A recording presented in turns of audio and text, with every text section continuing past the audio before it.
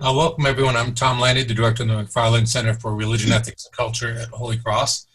And I'll be hosting the 3 events in this series. This is the second of a series we're calling Dismantling Structural Racism. Today's event features Rashaunda Tyson of the class of '04. She'll talk about improving educational opportunities for Black and Brown students. I thought Rashaunda graduated much more recently. I was saying how old I was then compared to how old she is now when I first met her. Next week, we're going to talk to Jerry Dickinson of the class of '09 on the impact of housing on Black and Brown people.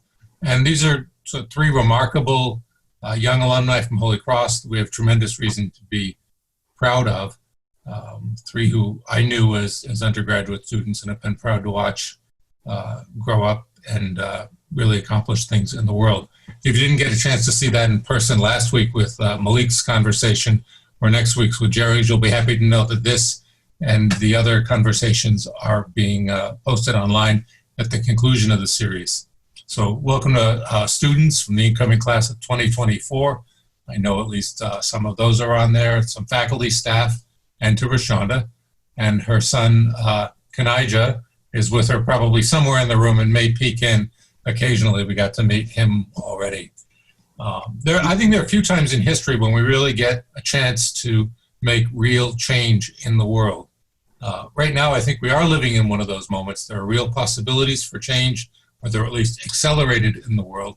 But it's also clear, as we've seen many times before, that people have short memories and are distracted away by many different kinds of concerns. And there are really many forces that are out there that work very hard to keep us from changing, to hold us the way things are. We've tried to think at the McFarland Center about what it takes to channel the willpower of the moment into really lasting, sustainable change, the sort of things that we'd like to see our students carry out. So these 3 presenters, including Rashaunda today, really made sense for us because of the ways they had gone out in the world and worked for the betterment of all and for Black and Brown people in particular. This event has specifically Holy Cross students in mind, so we're thinking about them as we talk about that, and Rashaunda and I have talked about that as we prepare it. So right now, I would say even in July, while we hope the momentum is still strong, we know that it's built on some horrific events, on the death of George Floyd and Breonna Taylor, Ahmaud Arbery, and so many other people. We want to take advantage of that and really help students think about what it takes while they're students and afterwards to channel that energy into sustained work for change. I've been really happy over the years to keep in touch with Rashaunda Tyson occasionally, pop in and out of each other's lives to see each other. And I'll say that I was really profoundly moved some years ago when I came across your Moth Radio Hour account. And I'd encourage anyone to watch that online. There's a great picture of Rashaunda there. You can just Google Rashaunda Tyson and Moth, and you'll hear that. And I learned things about that I didn't know even as you were a student. We talked about many things as you were a student, but I think that's really helpful and really wonderful. I don't know if I could do a Moth Radio Hour well, but you did that really well. Thank you. She and I agreed we'd kind of do an interview format, that I would ask some questions and that we'd leave time at the end for questions. I'll ask you to use the Q&A function for any questions you want. And maybe if earlier questions are for clarification if you want, and then later questions will open up more broadly. So I guess my first thing I'd say to Rashaunda is, there's so many ways we could have picked to talk about so many places where work needs to be done to work against structural racism in America and inequality. But your passion is around primary and secondary education. And I guess I'd ask, is that just a personal preference? Why should it be sort of a social priority? Why would you put that one first? Well, before I answer that question, I'd like to thank you, Professor Landy. It's still difficult for me to call you Tom, even all these years later. But thank you very much for the invitation to be a part of this presentation. Much success to you and all of the work that you are doing at Holy Cross. So to answer that, I do think that primary and secondary education is a preference, a personal preference for me. However, I will say also that primary and secondary education lays the foundation for students. It really begins.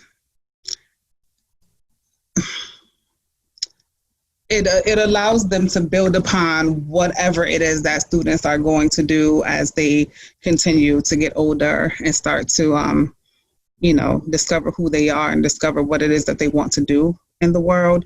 Education is the great equalizer. And as we go through the other questions, I'll share some personal information about me and how education afforded me the opportunity to be where I am right now. So it's interesting to say education is the great equalizer. Mm-hmm. One of the things we'll face up to is ways that it's been used, I suppose, to create inequalities, or no? Sure. But I am an example of it being an equalizer. So just to give an example of what I mean by that, I am the product of, I was born to parents who struggle with some issues that typically are prevalent in urban areas, right? So my mom was a teenage mother, and she also dropped out of high school. I was her second kid by the time she was 18 years old, and eventually she fell prey to a substance abuse problem, right? So with that piece of information that I just shared with you, I shouldn't be here, right? Because statistics say that I too would have become a teenage mom. I too would have become a substance abuser. I too would have dropped out of high school. But because I had great teachers, and, my mother was great as well in her own way before things got bad. But because I had that foundation, I was able to use school as my place to excel and then sit before you all. Are there inflection points when you think of that? When you think about, I remember there used to be some data around students doing well to a certain point and then students of color falling behind. Are there moments that you think are more critical than others? Or you start right away with pre-K and say, we've got to work hard all through? So I definitely will say start strong in pre-K, right? There's theory in education that talks about K to 3 being those years where students are learning how to read. And from 3rd grade forward, students are using reading to learn. And that's a big difference, right? If that foundation is laid well, then students will always be in a position to teach themselves through reading something. Excuse me.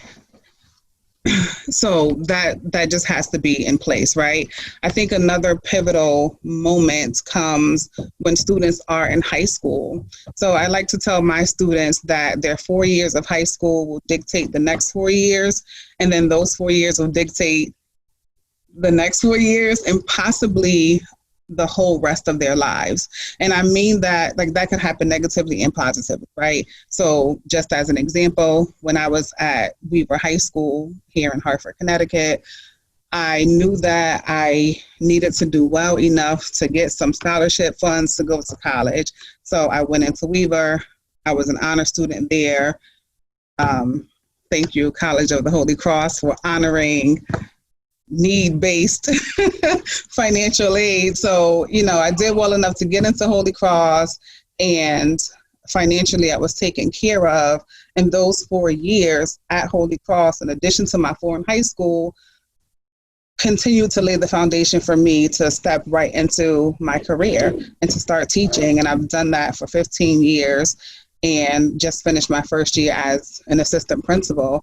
So yeah, those high school years are important. Those next 4 are important as well, whether the student goes to a 4-year or 2-year, goes into some kind of armed forces, all of that is extremely pivotal.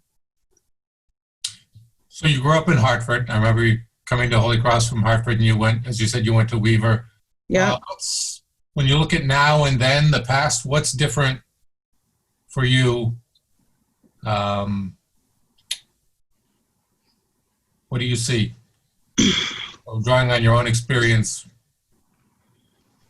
you see a system in better shape? Do you see more challenges to families? What was that last part you said? More challenges to families? Oh, Tougher environment for teaching students in? Have we gotten anywhere in those 20 years since? let me preface my answer by saying I might need a job after my answer. I Okay. don't want to get you in trouble. So the system is different. And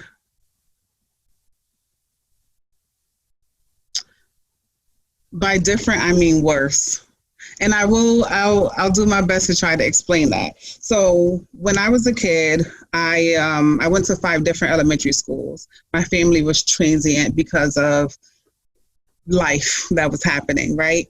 And I went to neighborhood schools. I always lived, close enough to walk to the schools that I attended. And I see value in that. I was able to really get to know my teachers. My teachers had been in the school for a great number of years. They loved me, right? They saw the potential in me. They always spoke to that. I had phenomenal teachers. And there was still a sense of community, right? Now, the school system is just different. So unfortunately, some of the neighborhood schools that I would have walked to when I was a kid, those schools are falling apart. We now have a whole magnet school system in Connecticut, in Hartford specifically. And although I do see some benefits of that, I have to be completely candid and say when the magnet schools came into existence, the neighborhood schools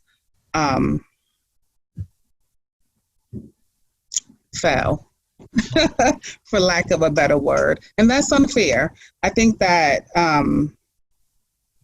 people, families should be able to make the choice that they want their students, their children to go to a neighborhood school, and that school function optimally. And that doesn't happen here. It's certainly the case that even in the time since you went to high school, there have been many, many experiments, for lack of a better word, or reforms. So Right. it seems as reformed as education in my lifetime. Right. So the other point that I was going to bring up when I was talking about my teachers, and I made the point that they had been educators for a great number of years and education was their career. The other piece of what I think has happened to our school system is the fact that teaching is a revolving door, right? It's hard to gain traction if a person decides to only teach for a year or 2, or maybe even 3, right? And on one hand, I understand that. I am not at all knocking organizations like Teach for America. I also did a program that was similar. I did the New York City Teaching Fellows. So I definitely have an appreciation for those kinds of programs. I also have an appreciation for the people who go into them, right? Who want to see if teaching is for them. I understand that. But one of the consequences of said programs is the fact that people are always in and out of the building. When I first came back home, it'll be 8 school years now, or this upcoming school year will make the 8th year that I've been home. I taught at a K-8 school, 7th and 8th grade language arts, and I was there for 3 years, and I had been there the longest. Like, when I made it to my 2nd year, in the middle school specifically. The middle school is special. Yeah. The other teachers, for 3 years, I had a whole different middle school teaching team. So there certainly has been the argument that if we bring in bright young people, as if teaching is something anybody can do. That's been a challenge. One of our people asked what a magnet school is. So not every district has magnet schools. So could you just explain your neighborhood to magnet school comment? Remember that part when I said that I'm going to need a job? Yeah. Okay. So just was asking the question, what is a magnet school? I'll explain that to the best of my understanding. But I have witnesses on here that, any backlash, any repercussions, I'll be driving to Worcester for work. So in short, a magnet school is still a public school. Here in Hartford, we have a great number of them. They are run by a system whose acronym is CREC. It's the Capital Region Education Council. Magnet schools are intended to pool students from different neighborhoods. So in Hartford, the student population is for the magnet school has to be 50% Hartford residents and 50% suburban, some suburban students from the surrounding towns. So that's it in a nutshell. Once I start talking about money, there was a court case called Chef versus O'Neill. So those of you who are listening in, you could Google that, and that may shed some more light on the magnet system in Connecticut. But essentially, there was a parent some years ago, I guess technically that was the early 90s, mid 90s. A parent was complaining about the lack of education that her child was getting at a neighborhood school that I just spoke so highly about. And, they took that all as high as it could go within the court system. And the solution for that problem was to magnetize schools. And with that came a lot of federal funding. There came some state funding, various grants. So if you come into Hartford and you look at a magnet school versus a neighborhood school, you can literally see the infrastructure and know which school is which. Because again, the neighborhood schools are falling apart and the magnet schools are beautiful, they're bright, there are tons of windows, there are tons of resources within the buildings. They look different and they function differently. So what was a kind of educational reform? We've been back and forth to saying, look, neighborhood schools, if you live in a poor neighborhood, you're stuck with few resources. If we mixed kids up and brought them around, students would be better off. But we also see kind of then people went back and wanted some local control, some neighborhood connections, some of those things that are built up that way. So, right. But the part that I feel compelled to say now, especially since I keep saying I'm going to need a job after this, although I see the benefit of magnet schools, I have to be candid and say that I fundamentally disagree with the premise that Black students have to be in schools with white students in order to learn. I fundamentally disagree with that idea. And the state and the federal government had all of this money. It was almost like money was falling out of the sky for these magnet schools to be built and then filled, right? So in my mind, growing up as a kid in Hartford and seeing school buildings falling apart, where was that money? That's, in my mind, the same money that built these magnet schools could have maintained the neighborhood schools. That same money could have put resources into the neighborhood schools. And that, because that didn't happen, it's upsetting. To me, it reinforces the idea that the system or society, whatever you want to call it, just doesn't care about Black and brown kids, Black and brown people. I said it. Thank you. Some people say we ask too much of our schools, that we ask them to be teaching nutrition and public health and citizenship and every kind of de rigueur thing, that there are just too many things we ask our schools to do. And of course, we want them to teach them to be excellent at basic skills and reading and writing. And do you think it's true that we ask too much of our schools? No. Okay. I don't think that it's true that we ask too much of our schools. So teaching, like the content, that part is easy, right? Any person who has gone to college and has taken, all of their required education courses, could stand up in front of a classroom and teach the Pythagorean theory. You can teach students how to structure an essay or the best way to learn vocabulary words. Like, that part is easy. It is all of the other stuff, the social, emotional needs of our students.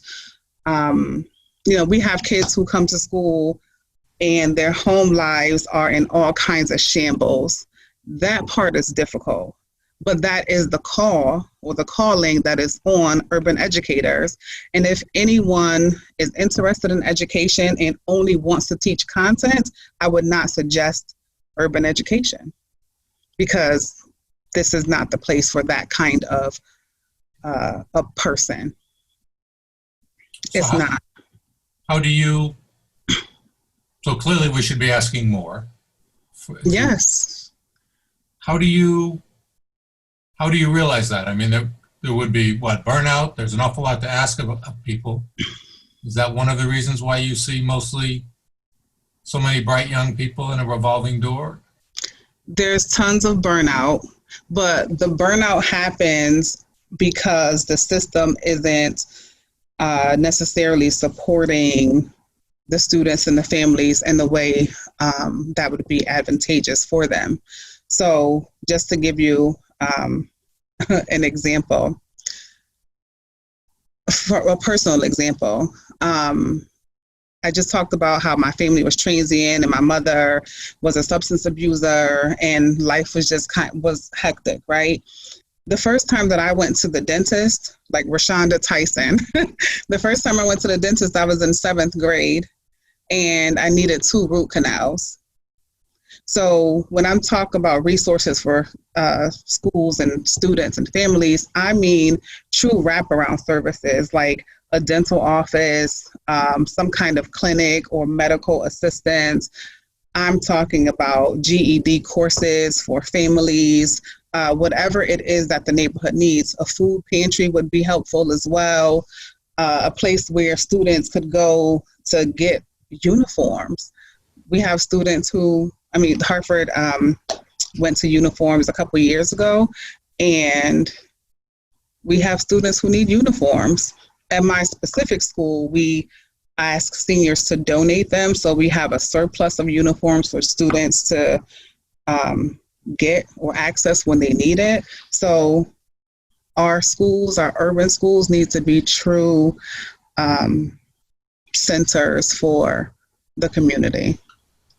And if that were the case, if those kinds of resources were in place, if our schools had a great number of social workers and not just one social worker per 350 students, then maybe these social and emotional issues that our students deal with could be addressed in a preventative manner. And right now, that's not happening. So I was struck when I think about those resources. Sometimes we say, well, we can't afford that. I was reading recently, Greenwich High School, probably the richest. I don't know if Hartford is the poorest school district in the city. It's probably one of them. Bridgeport, yeah. New Haven, yeah. Romantic. I was reading that the Greenwich public school system has, the high school has an electron microscope, that there's a water polo team, things like that. So there are obviously enormous resource disparities. How do you, so part of the problem apparently is the way that you say that we fund education in the U.S. Would you fund it differently? Would you have a national system like the French with just equal resources? Do you think the schools you're working with need more resources then? I definitely think that the schools that I work in, that I choose to work in, need more resources, but I'd be interested to hear what your next panelist is going to say next week when talking about housing, right? So people often say, when talking about funding, that the funding comes from the town or the city, right? And it comes from the tax base. And yes, we know that to be true. But when you look at Hartford versus Greenwich, just as an example, and I don't know the numbers, so I will make them up, but I will assume that maybe 20% of, Hartford residents actually own homes in the city and, pay taxes so that revenue could be tapped into. My presumption is that in Greenwich, the number is closer to 80 or 85% of people who own their homes, right? And home ownership and paying taxes and how those funds are then allocated to the school system, that's a whole structure that doesn't happen here in Hartford and doesn't happen here in Hartford in the same way that it happens in Greenwich. So those two places can't really be compared. I picked two extremes, but yeah, part of the system in terms for students who don't know that we're funding it by local government taxes, and the families move to towns in significant part because those towns have excellent schools, and often move from towns because right. those schools are struggling. So we do develop a system where parents who can move their kids to the best place they can, and parents who can't are there. So we sort of lead behind, in some sense, lead behind the students, with the families with the most trouble or the least ability right. to intervene. So that's certainly one of the structural problems behind the way we do education. Absolutely. Are there other structural problems that you think of? So there are layers to this, right? Because when you talk about housing and access, like that will lead into what opportunities exist for students in their neighborhoods, right? What kinds of enrichment or sports do students have access to, right? And if Hartford is struggling as a city, then on one hand, there are like tons of resources, and there's the Boys and Girls Club, and there's the Village, and there's some smaller nonprofit organizations that give resources to Hartford, but the need itself is just so great. And then some of these programs too, I think just scratch the surface. What I have found, sorry, I'm pulling myself back in my mind. I do that sometimes.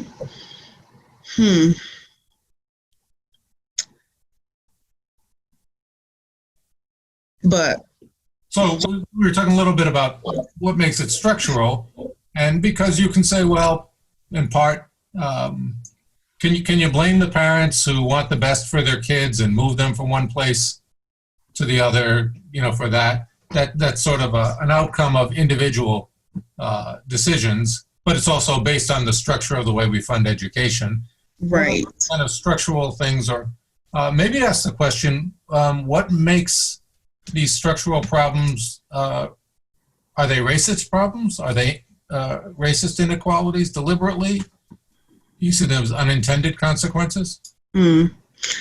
So I think there are structural issues, and there are also generational issues, and issues of that cycle of poverty is real. And people conform to what they see, right? So just as an example, I recall doing a lesson when I first got back home, and I was trying to have this moment where, a teachable moment where math and numbers were just coming alive. So I said something about like needing to go to the grocery store and trying to like catch things on sale, right? And looking in the paper for coupons. And there was a student who said, like, why are you doing all of that? We don't do all that. My mother just swipes her EBT card. And for those of you who may not know, EBT is basically like this family receives assistance from the state for food, right? Food stamps. And that was this particular kid's mindset. Like, why in the world would I waste time looking for coupons or trying to find the best sale when his family just swipes their EBT card, right? So that student will more than likely become or get into the system in the same way that his family was in the system, right? And eventually I know that happened. He went to high school for about a week and dropped out because I guess he didn't see any value in education. And that not seeing the value in education must have happened well before that first day of ninth grade, right? And then that student, this particular student has an older sister who is also a part of the system as well. She also dropped out of high school. She has multiple children. She relies on the state for financial assistance. So I think that even if his mother wanted what was best for him, she may not have known how to actually access that or advocate for that. Right? Or maybe in her mind at the time, having or wanting the best for her students was her children was just feeding them, right? And keeping a roof over their head. So I don't think that people are able to do what they don't know. So our job as educators is to, open up people's perspectives to things that they just may not know. Are you able to work with a lot of parents on that? Or talk to parents much, or your focus with the students? So in my role as teacher, I was right there with the students, like this is what we have to do. And I always had these real life conversations with my students. I loved being back home, especially because I'd be able to point to a specific school or talk about a specific area where I lived, and then tell my students about this totally different world that I encountered when I got to Holy Cross, right? So me being back in the city where I was born and raised, I think for my students, it made college just a bit more attainable in their minds, right? Like, oh, I see Miss Tyson every single day. And if she can do it, I can do it. And I was just, I had to reinforce that all the time because our kids need that. So they good. Need that. That was one of the questions I wanted to go to, sort of how do we intervene in that? I've got one question that comes in that in a different way, but tell me, how do you successfully intervene with students? I mean, so part of it is a kind of personal appeal. Part of it is being the person you are in a way that I perhaps couldn't be for a student. Uh-huh. How do you improve this situation for kids? Mm-hmm. So I listen to them, right? Because every single kid has their own ideas of what it is that they want to do, who they want to be, what kind of life they want to live. And I'm constantly trying to make connections between what they are desiring and what they are currently doing. Like, what are you doing today that would make becoming a doctor more likely, right? So having those kinds of conversations and trying to backwards plan a bit and, telling them my story about how I did well in high school and went to Holy Cross and taught at Nativity Worcester and got into the New York City Teaching Fellows. So all of those little steps, right? Like, how can we do those things and what steps do we need to take in order for that to happen? And that's not just one conversation. It is, hundreds of conversations and just being open with them, because I have lived long enough to see and to be able to point to very specific examples of what will happen if, a student doesn't do those things, don't take those steps to get to whatever it is that their goal is. I know what happens. I've lived long enough, right? You and I were talking about how old I am, and You're not old. Being back home, I see people that I have gone to school with, elementary, middle, or high school, who are, in my age range between 37 and 40, and they are struggling with life. And a part of it, right? I have to generalize in this moment, but I don't want to take anything away from whatever happened in their lives. But a part of that was maybe because they couldn't see a connection between what they wanted to do and what they were doing in that present moment, right? When I graduated from Weaver High School in 2000, across the board, Hartford had about a 50% dropout rate, right? I believe my freshman class started with maybe 400, I want to say 468, 486, something like that. We graduated 209. And of those 209 students, I could sit here now and list or name the students who went to four-year colleges and universities.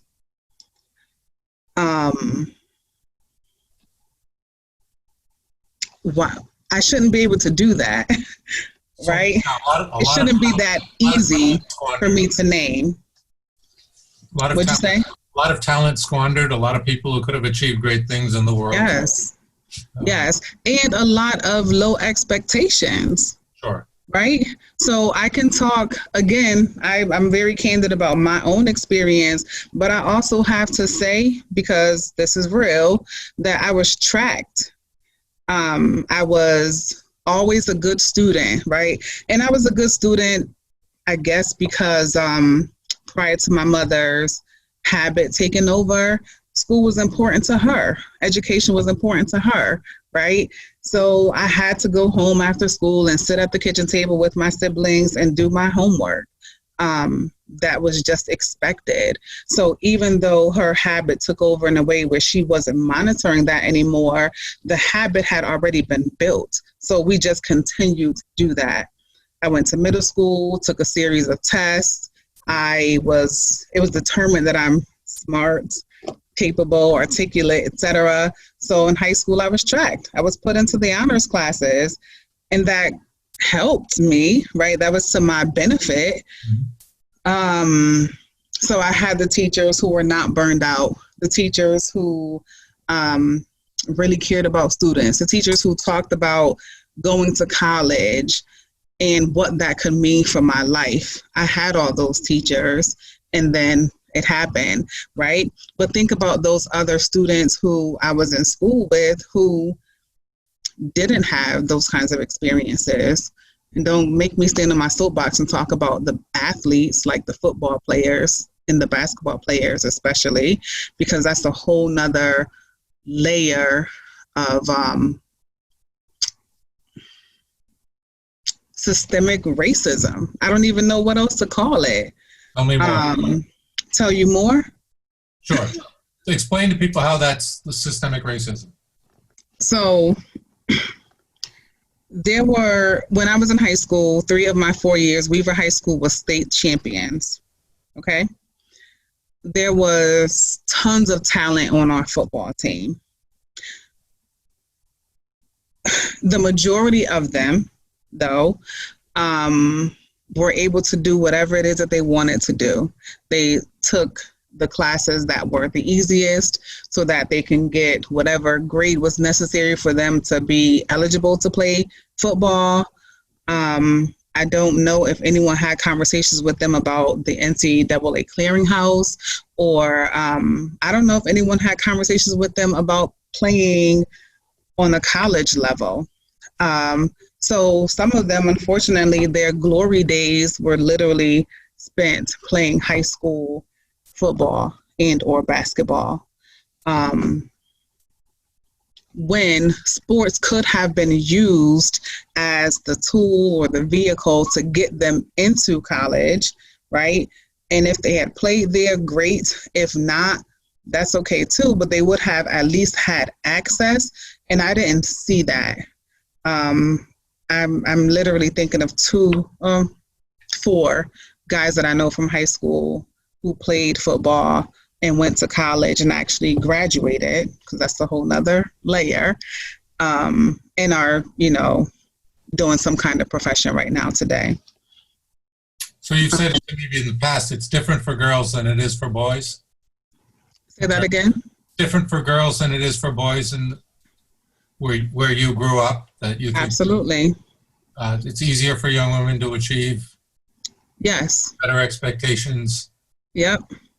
So my friend Nakia is on, as you can see her now, right? We are both from Hartford. It was expected for us to be good girls. And that means, do whatever chores were necessary in the house, go to school and get good grades, get back home at a decent hour. We were encouraged to be on the honor roll, right? We were encouraged to get a good job or have a career, be independent women. That was instilled in us. And it's not the same for boys. I think that the pressure and the pull of the streets is just way more prevalent in the life of a boy. And I can say that and talk candidly about my own brother, right? I have 2 sisters and a brother. My brother is 4 years younger than me. Our baby sister is a year under him. And I have a sister 4 years older than me. The 3 of us girls are all college educated career women. My brother dropped out of high school during his, started off as his 5th year of high school and hasn't gone back. He felt like he needed to live. He hustled. He went to jail 2 or 3 times. He is now a felon.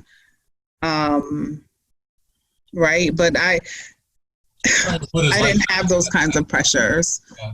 I couldn't be in the streets anyway. Like my mother, my grandmother, my aunties, they were not playing that. I had to be in the house before the street lights came on. I couldn't be, a girl who hung out. And on one hand, I'm grateful for that. And on the other hand, I just have to be honest and say that I benefited from that, right? In a way that my brother didn't. So to some degree, it was about expectations of you from parents. Mm-hmm. It seems to me clearly, if you think of the parents of the students, do they not expect enough for their kids sometimes? Do they not know what to do? And I would maybe preface the question by saying I think we owe what we owe to kids regardless of how well prepared their parents are. So I'm not asking the question from that sense. We owe to kids just as kids. Mm-hmm. But is one part of the challenge expectations on the part of parents, or not knowing how to make them happen, or just what gets in the way of good intentions in people's lives from their struggle? I think it's all of that. I think it is, generally speaking, I think that parents want what is best for their kids, period. I believe that people want the best for their kids. I also know that they may not always know how to make that happen. So when the call first started, I introduced you to my son, right?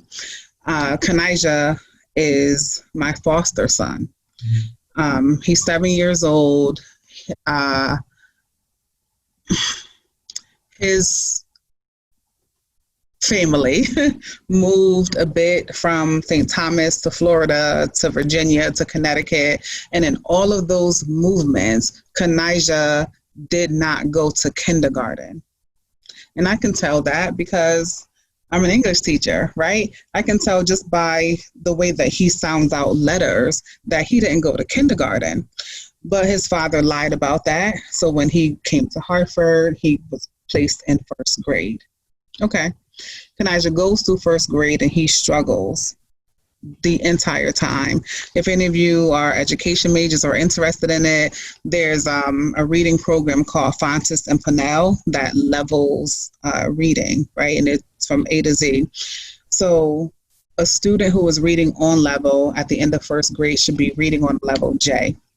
Kanijah ended 1st grade reading on level B, which is basically those first couple of months of kindergarten, right? So he was removed from his home and I was at the school that he attended. So I intervened, and he's my baby. That's the nutshell version of the story. I attempted to have him retained with DCF, Department of Children and Families, but because his father's parental rights are still intact and he said no, Kanijah was not retained. He was mandated to go to summer school, so he did that, and then he was put in second grade. So you wanted to hold him back a year? I wanted him to repeat first grade, yes. He didn't. So he goes to second grade, still reading on a level B, right? But I'm in the system. I'm an educator, right? And I was able to transfer his school closer to my house, which is a better school than the one that he attended initially. But because I'm in the system and I know people, I made a few phone calls, and then I saw his principal at a PD, and I said, "Hey, I'm Rashaunda Tyson. Nice to meet you." And I told her what I just said to you all about my kid. And I told her that he needs a very specific kind of teacher. He needs someone who is going to stay on him, someone who knows, his or her work, someone who is well versed in intervention strategies, because he's going to need this. And his principal said, okay. And put Kanijah in the class that he needs to be in. I think that I was able to do that because I'm actually a part of this system. So my request carried some weight in a way that a request from a parent not a part of the system may not have carried that same weight.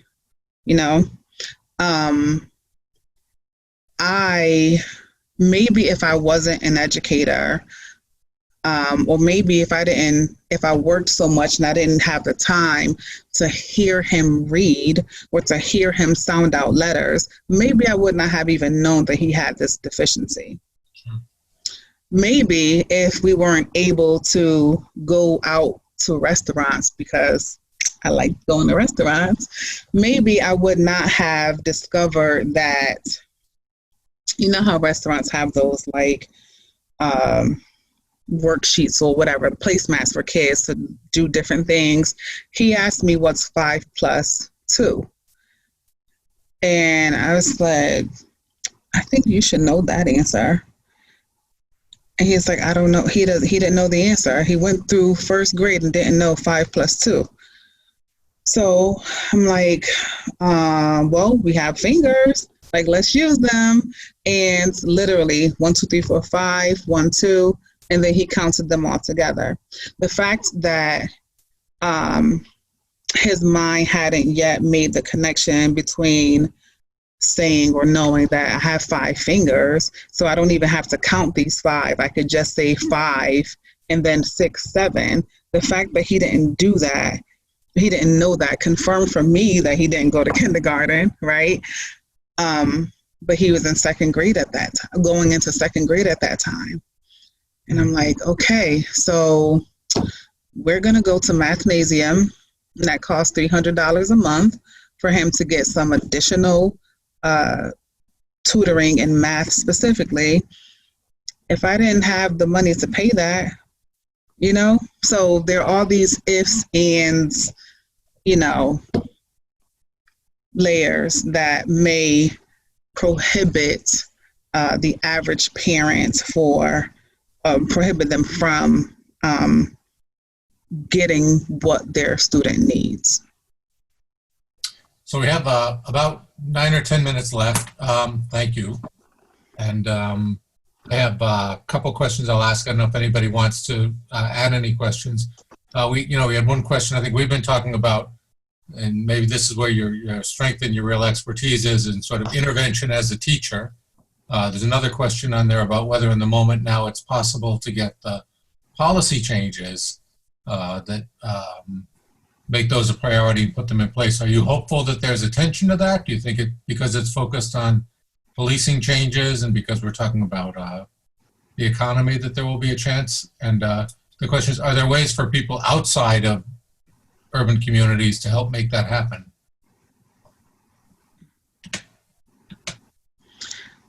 Yes. I think the answer, or my answer, is to not be a part of the system in a way that holds anyone back, right? So when you were talking before, or when we were talking before about some of the differences between Hartford and Greenwich, for example, I don't know anyone from Greenwich. So forgive me if I am about to stereotype people from Greenwich in the most positive of stereotypes, right? If you happen to be someone in a position to hire a person of color or extend some grace, to people of color, then do that, right? Because you never know what helping them could do for their lives, right? So, yeah. And I know that's probably a non-answer, but that's my answer. Okay. Somebody on here asked a question, and I was thinking along those same lines. I mean, you've taught it. You taught it in activity school. You've taught at a charter school in New Jersey. You've been in public schools. Do you see charter schools and private schools of different sorts as in competition? Are they? Do they undermine equality of education, or do you see them as just opportunities? Do you want to just let 100 flowers bloom and see which ones help kids?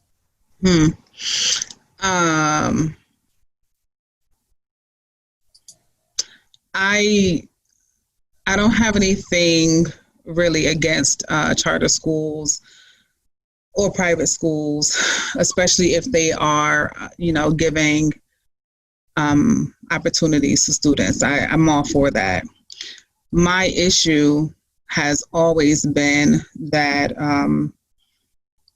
people in the city, these local boards of education, the states, the federal government has let neighborhood schools fall, right? If I'm a student and I'm looking for a school to attend, choosing between the school that the building is literally falling apart and or choosing between a magnet school that's beautiful and that has tons of resources, that's not an actual choice, right? So if neighborhood schools were equal to charter schools and private schools, then